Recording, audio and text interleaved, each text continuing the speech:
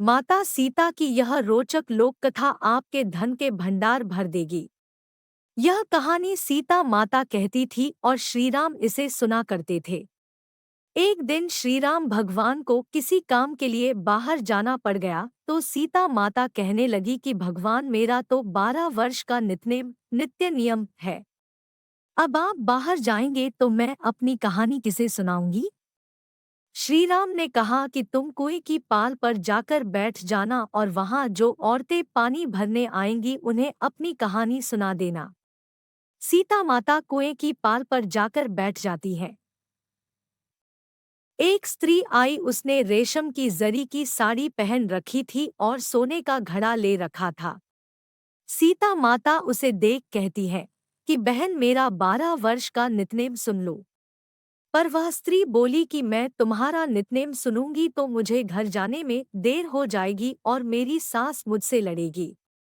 उसने कहानी नहीं सुनी और चली गई। उसकी रेशम जरी की साड़ी फट गई, सोने का घड़ा मिट्टी के घड़े में बदल गया। सास ने देखा तो पूछा कि ये किसका दोष अपने सिर लेकर आ गई है। बहू ने कहा कि कुएं पर एक औरत बैठी थी, उसने कहानी सुनने के लिए कहा लेकिन मैंने सुनी नहीं जिसका यह फल मिला। बहू की बात सुनकर अगले दिन वही साड़ी और घड़ा लेकर सास कुएं की पाल पर गई।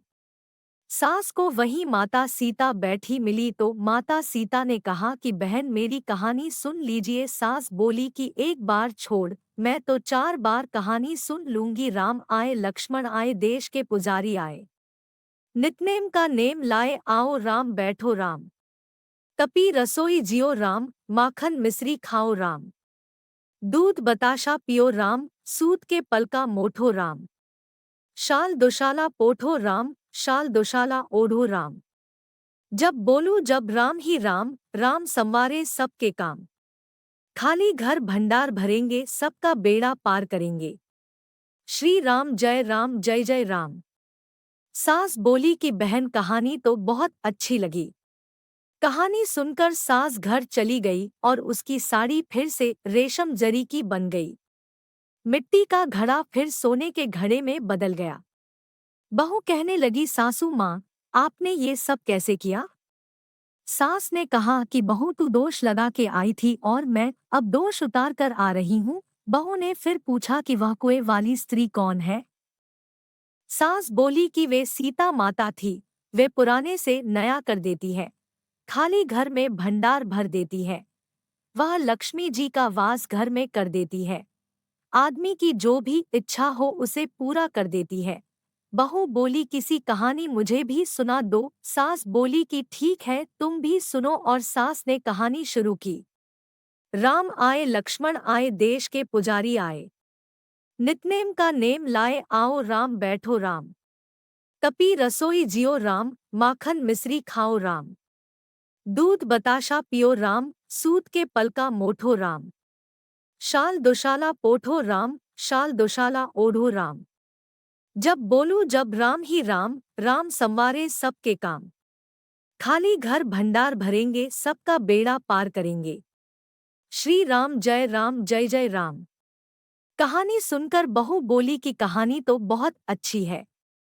सास ने कहा कि ठीक है इस कहानी को रोज कहा करेंगे। अब सास बहू रोज सवेरे उठती, नहाती धोती और पूजा करने के बाद नितनेम की सीता की कहानी कहती। एक दिन उनके यहाँ एक पड़ोस की औरत आई और बोली कि बहन जरा सी आँच देना। तो वह बोली कि आँच तो अभी हमने जलाई ही नहीं। पड़ोसन ने कहा कि तुम सुबह 4 बजे से उठकर क्या कर रही हो फिर। उन्होंने कहा कि सुबह उठकर हम पूजा करते हैं, फिर सीता माता की नितनेम की कहानी कहते हैं। पड़ोसन ने उनकी बात सुनकर फिर कहा कि सीता माता की कहानी कहने से तुम्हें क्या मिला। वे बोली कि इनकी कहानी कहने से घर में भंडार भर जाते हैं, सारे काम सिद्ध होते हैं, मन की इच्छा भी पूरी होती है। पड़ोसन कहती है कि बहन सी कहानी तो मुझे भी सुना दो फिर। वह बोली कि ठीक है तुम भी यह कहानी सुन लो। राम आए लक्ष्मण आए देश के पुजारी आए, नितनेम का नेम लाए आओ राम बैठो राम, सारी कहानी सुनने के बाद पड़ोसन कहने लगी, बहन कहानी तो मुझे बहुत अच्छी लगी। अब वह पड़ोसन भी नितनेम सीता माता की कहानी कहने लगी। कहानी कहने से सीता माता ने पड़ोसन के भी भंडार भर दिए। अब तो पूरे मोहल्ले में नितनेम की कथा चल पड़ी। हर किसी की मनोकामना पूरी होने लगी। हे सीता माता, जैसे आपने उनके भंडार भरे, वैसे ही आप हमारे भी भंडार भरना। कहानी सुनने वाले के भी और कहानी कहने वाले के भी। जय जय सिया राम।